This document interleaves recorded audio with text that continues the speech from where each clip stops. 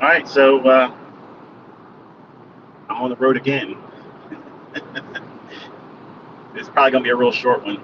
I got to return a rental car, but the Twitter space I did yesterday obviously set off a bells for a lot of you, and it was intended to do that because sometimes people get very lackadaisical, very complacent, thinking they have a million days and months ahead that they could just put things off, and I'll get around to it when I got time for it. Well, today's Father's Day, by the way, for everyone that's a father. Get to spend that with my kids later on. But yesterday's message was kind of like what I tell my own kids. They got to get ready. They got to get things in motion. Sometimes the way it's given to you, if it's not spiced up with a sense of urgency, it could be ignored. And a lot of you took what I said yesterday and looked into what I was suggesting is going on. So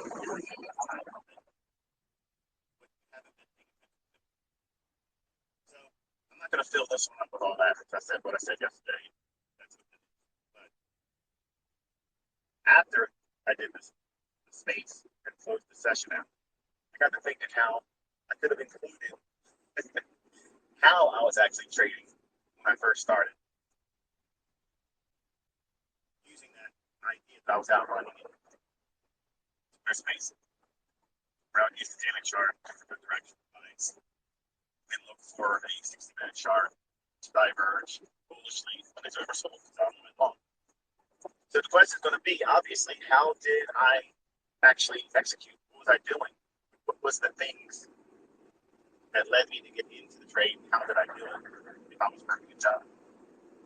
Well, I mentioned in previous discussions and also in videos on YouTube and such that I used a device called a quote track.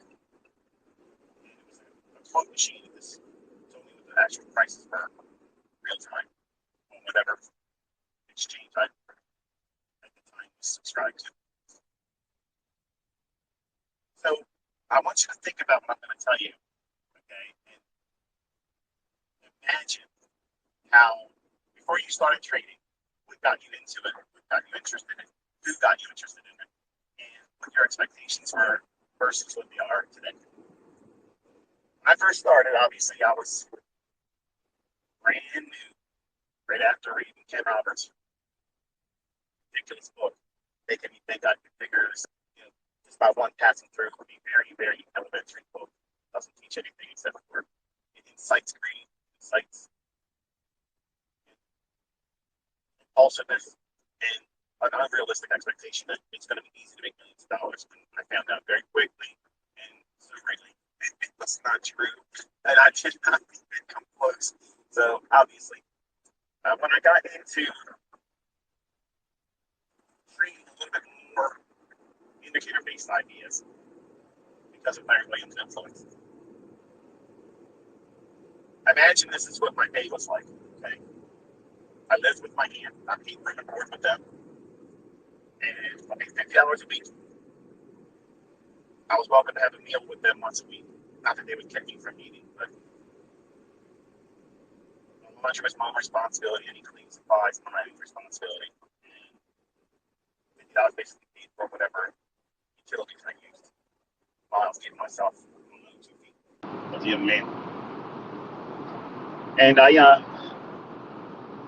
got set up with a discount broker because my first foray in trading was with Fox Investments, and as I mentioned before, I was paying $100 round turn for one contract, and that's just the way they fleeced us back. It was, they called it full service brokerage, when really, they really didn't help any more than any other broker would. So my day would consist of getting up in the morning around 4 o'clock in the morning, 15 minutes to shower, dress, and rush out the door, and then do an hour drive in about 40 minutes. So every day I was speeding. Every single day I was way over the speed limit. Because I would usually stay up until around 1:30 in the morning looking at charts. So I would get out to Owens Mills, use the key to open up the warehouse, get in the back, load up my truck on any last minute things that I didn't have in the warehouse. Any specific sodas, juices, any coffee blends that certain office places need to have. All the stuff that could be a delivery item for that particular route day. And then by 6 o'clock, I'm on the road. And my route consists of downtown Baltimore, Glen Burnie, all the way up to just about Aberdeen, Maryland. And then we finish out around Hunt Valley, and then some stops on some days for, back to the warehouse. I would look for the next day, and they don't know. Well, the question is going to be, how did I find time to actually enter trading? Now, this is going to be, I might get this time here because I'm going to go through the harvest one, so I didn't think about that, so we'll see. If it kicks me off, I'll do it again.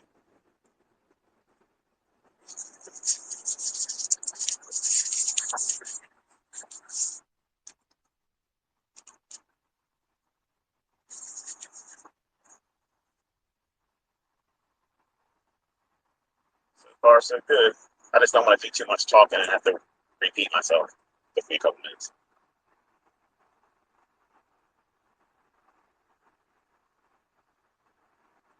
See that? I've talked a couple minutes. Didn't even say the F word, except for Father's Day. That's 2 words in my word.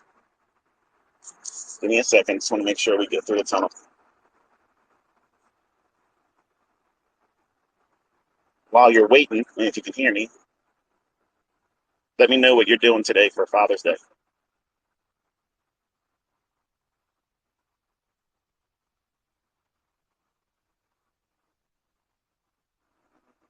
Looks like we survived it. I don't want to say it too soon because it's not good. All right, so the question is, how did I do all the trading? How did I put the orders in? Because back then we didn't have cell phones. Well, let me put it this way. Cell phones were not something that everybody just had for granted like we have today. So during my route, now really think about this. The young guys and gals in here listening, they're really not going to fully appreciate this, but for folks that are old enough now to look back and remember phone booths and pay phones. Yeah, those weird devices you had to put money in to make a phone call. the corner stop drug dealer's office. certain phone booths you just weren't going to go into because they were being operated by a illegal LLC. So anyway, the quote track, if it got to a specific price level that I liked, and I would do pivot numbers. Pivot numbers are common floor numbers, and because I was only interested in buying, I wanted to see it move above a certain level, and I wanted to see it. Once it did that, I wanted to see it pull back down into that same level, so it would break it. So break, for instance, like R1. Now some of you that don't know what this is are going to be like, "What is R1?" This resistance R2, resistance 2, and S1 plus 1, S2 be support 2, and then you have your pivot number. Now, before you listen to this and start thinking, wow, he's giving me secrets to go out there and start, it's garbage. Don't listen to it. Don't any kind of weight behind that, okay? I'm not trying to convince you that this stuff is useful. But that was what I was subscribing to at the time. So when I was watching the quote track, for instance, the soybean market went above R1 and came back down into R1, I would expect it to find support there. And then because I was bullish that day and I only wanted to be long, I didn't go short on anything, I would use that return back to R1 as my support level buy. So here's what I was doing. Now, Think about this, folks, because this is absolutely insane.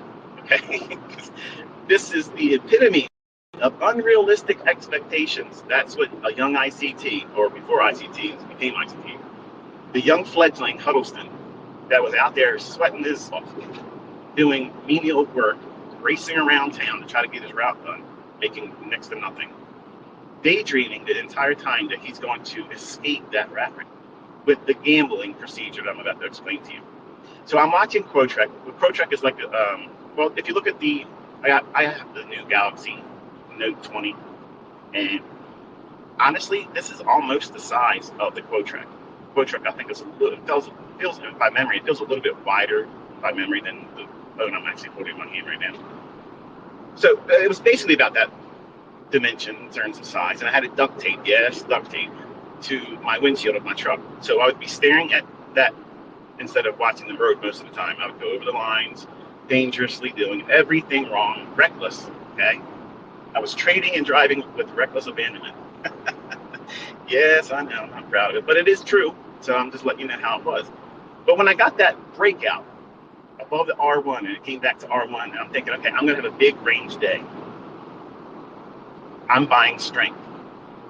So what I would do is I would basically try to time in between my stops. Now, mind you, I'm driving, I'm paying attention to cars around me, making sure I'm following the stop signs and red lights as best as I can, because the markets are taking precedence over that. And also, while I'm in stops, the markets are still moving, but I'm thinking to myself the entire time that, hey, you know what? I got this figured out. You know, this is the market will wait for me. You know, it owes me something. You know, the universe owes Michael Huddleston a favor.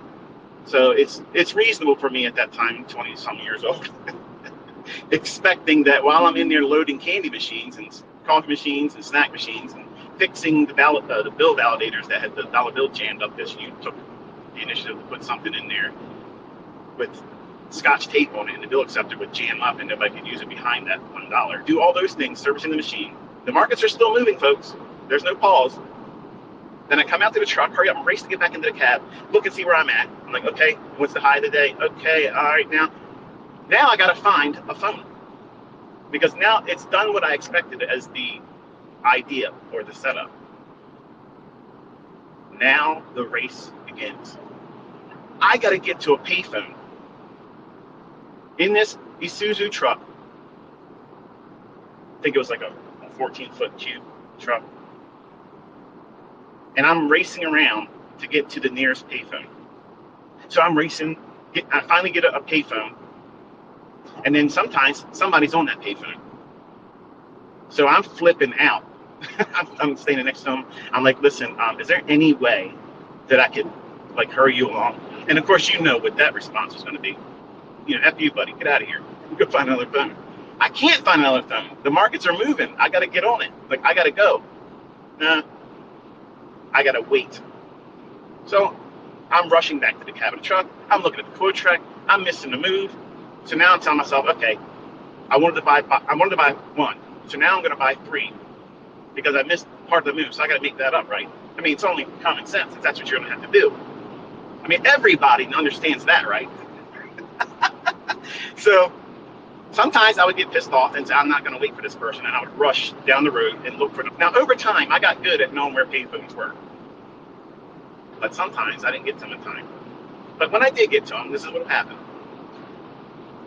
I dropped my 25 cents into it, call the phone number.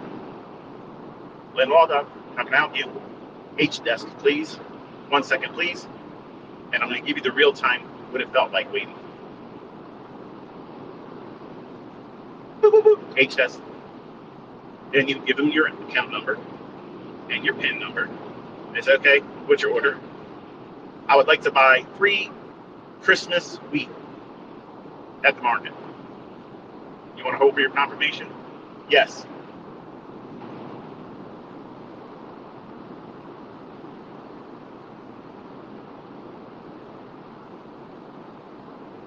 Okay, you bought 3 Christmas wheat at whatever the price they give you. Give you confirmation number. Do you want to put a stop on? No. Thank you. Bye. Rush back down to the truck. Get in my truck. Start driving. Forget where my next stop was because I'm watching price retrace against me at $150 per penny because each penny is 50 bucks. So now I'm watching it go back down to R1 or something equivalent with no stop loss. Now it goes to a level that I'm not comfortable with. I'm not comfortable with where it's trading now. So where am I back to finding a payphone? I got to find a payphone. Not my next stop. I got to about that. I got to get to a payphone. Can you imagine? Think about this, folks. I know some of you can't really grasp this, but this is madness. This is how I started. This is how I did this stuff. And I believed that I was going to be successful with that insurmountable odd, that Olympic feat that I was laying before me every single day, Monday through Friday. I was thinking to myself, man, I can't put up with this. So I stopped trading on Thursdays and Fridays. I couldn't handle it. The stress was too much. I had to wind down so I could enjoy at least some restful part of the weekend. So I had to do now what? I had to squeeze whatever trades I was going to do into Monday, Tuesday, and Wednesday. Why? Because I couldn't weather the emotional and psychological effects of what I was trying to do. So not only was the young ICT, was he confident in himself? I don't think it was so much confident. I was just wildly gambling. And I was just hoping to hit the lottery on every single trade. And not only was I trying to beat the market, have the right direction, pick my best price, while the price is moving around all over the place, only time my entry, but I had to time the location of where I was in Maryland in proximity to a payphone. Now, I would love to sit here and tell you that this worked out. It didn't. It did not do that. I literally went through 3 accounts trying to do that same stuff. Blowing it, and blowing it. Convincing myself each time, I'll just be better.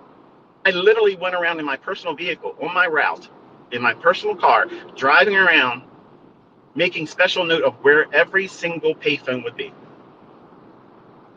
Now think about that. That's how obsessive compulsive kicks in when you have it like I got it. And it'll convince you sometimes that what you're doing is the only way it's going to work, when sometimes it's impossible. And this was impossible.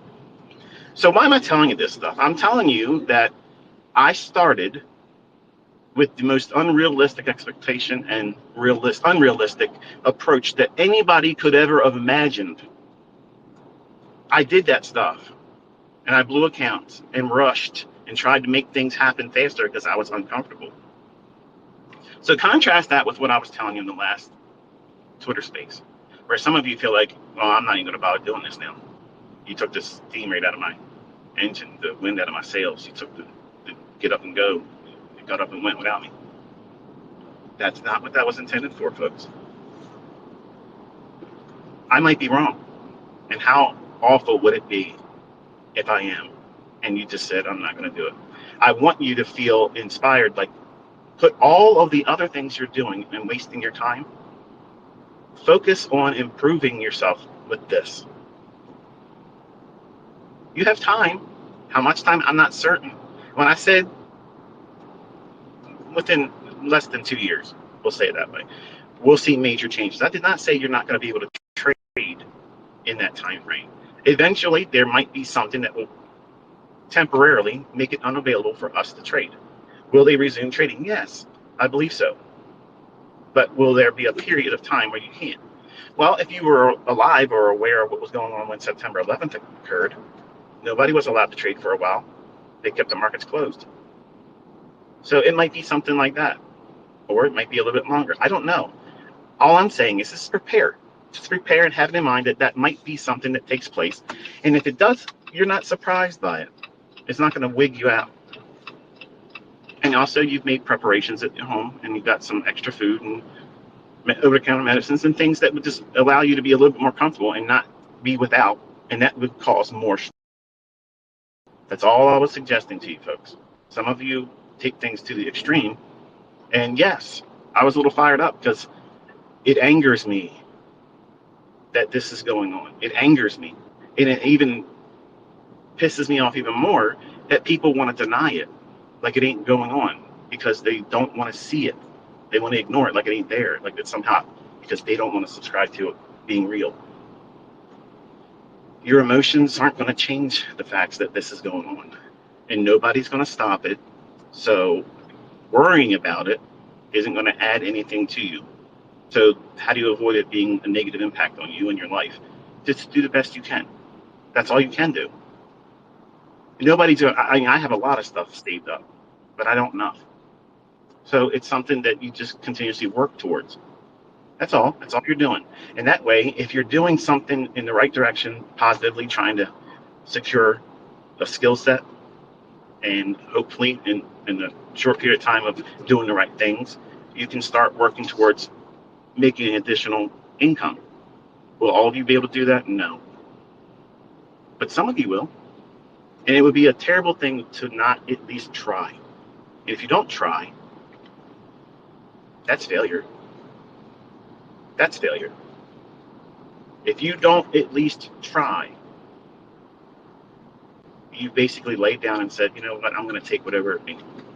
And basically what you're saying is you deserve that to happen to you. When I don't think that, and you shouldn't think that either. So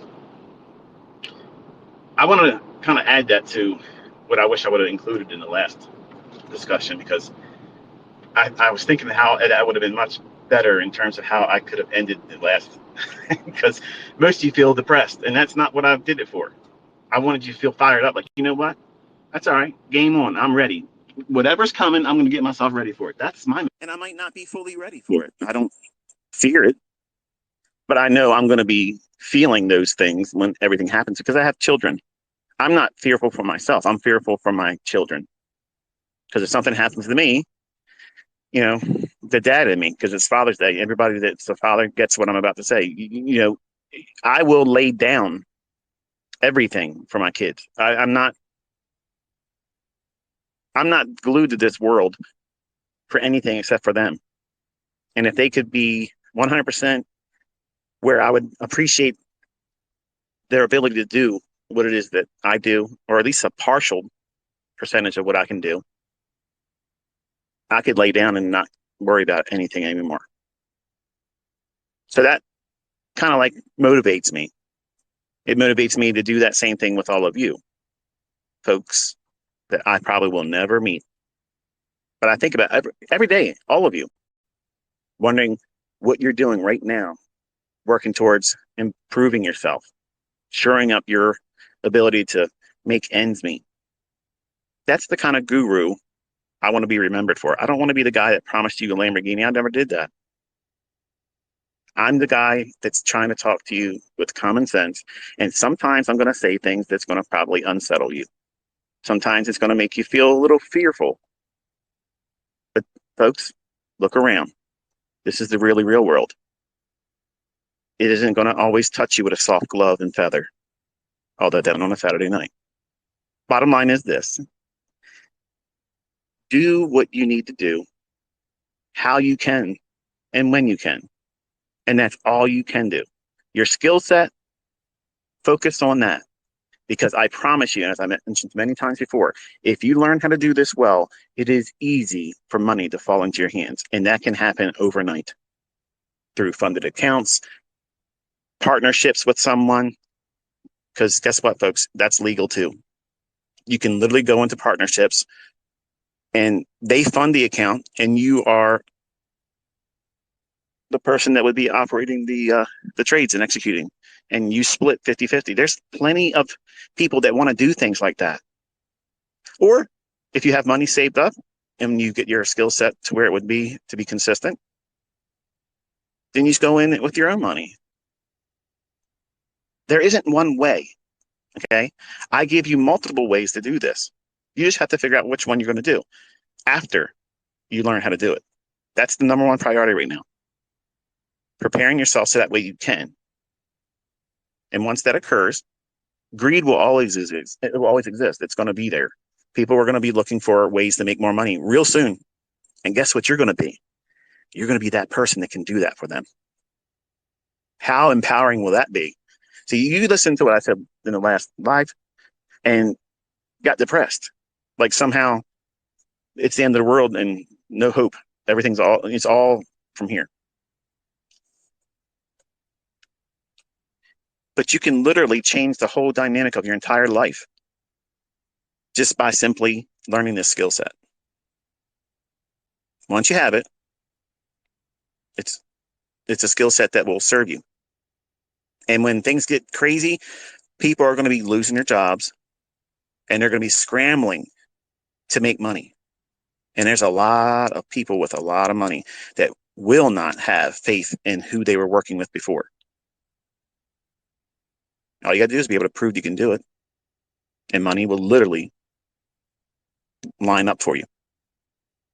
So a bit of inspiration and kind of contrast what I gave you last time. It wasn't meant for you to be defeated in your feelings and emotions. So hopefully this was a little bit better for you. And again, enjoy your week.